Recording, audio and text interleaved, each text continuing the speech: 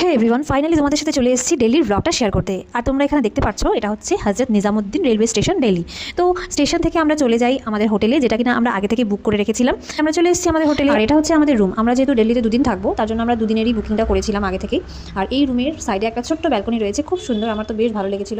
তারপর আমরা ফ্রেশ হয়ে নিচে চলে এসেছি লাঞ্চ করতে। ভীষণ খিদে পেয়েছিল, অনেকটা দূর জার্নি করে আমরা এসেছিলাম। তো এই যে এখানে আমরা এখন বসছি, এখন আমাদের লাঞ্চ অলরেডি দিয়ে দিয়েছে, দেখো সার্ভ করা হয়ে গেছে। আমার মেয়ে এইদিকে সবাইকে স্যালাড দিচ্ছে।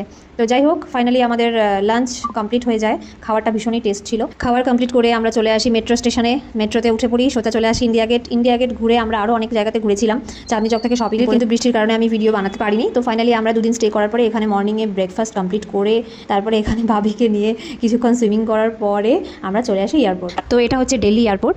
আমরা এখানে প্রায় 1 থেকে 2 ঘন্টা বসেছিলাম, যেহেতু এয়ারপোর্টে আসলে তোমাকে ওয়েট করতেই হবে, তাছাড়া কোনো অপশানস নেই। তারপরে আমাদের প্লেন আসে, আমরা উঠি আর চলে আসি গুয়াহাটি।